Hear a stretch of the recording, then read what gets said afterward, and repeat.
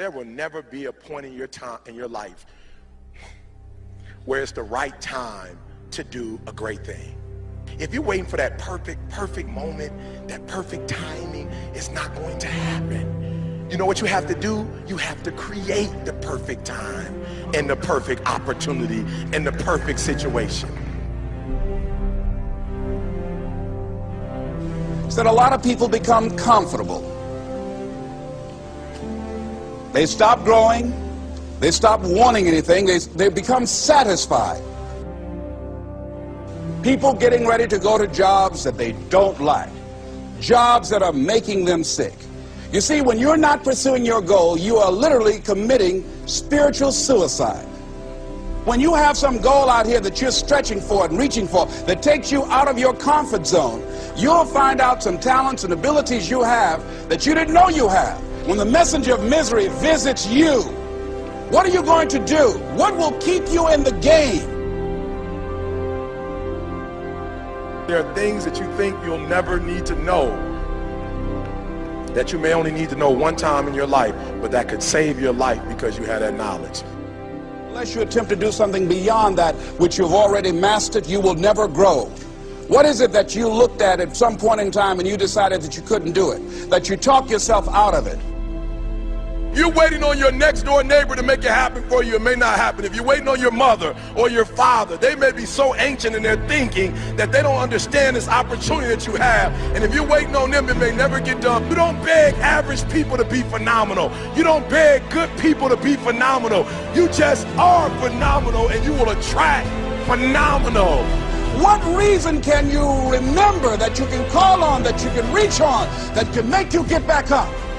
Find that reason. If you're not where you are, if you're not where you want to be, if you don't have what you want to have, if you're not where you think you should be at this particular place, it has nothing to do with the system, but it has everything to do with the fact that you're not making the sacrifice. I want you to make that dream become a reality, because if you don't, you will be working for somebody else to make their dreams become a reality. Everybody is against you or don't believe in you no more. And let me tell you something, that's a lonely feeling.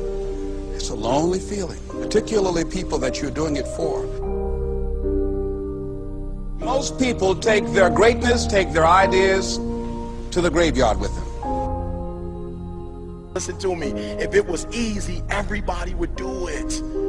There are people right now who are working who don't want to work. There are people who hate their jobs, but they keep getting up to do it. The wealthiest place on the planet is the graveyard.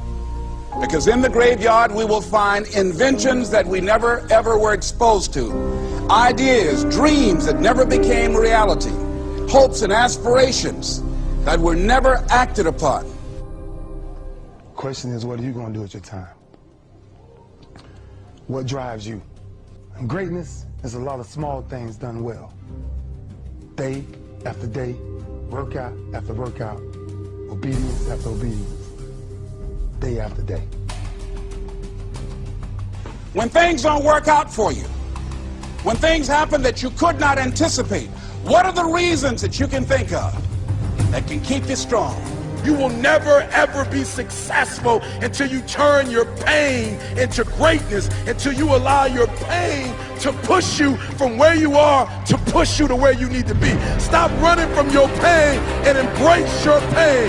Your pain is going to be a part of your prize, a part of your product. I challenge you to push yourself. See, it's easy to be on the bottom. It doesn't take any effort to be a loser. It doesn't take any motivation, any drive in order to stay down there on a low level.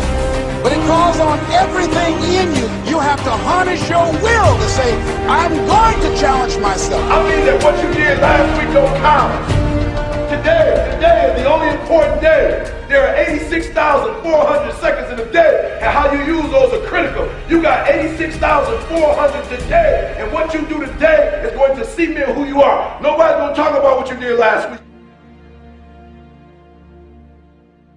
That the biggest enemy you have to deal with is yourself. There's an old African proverb that says, if there's no enemy within, the enemy outside can do us no harm.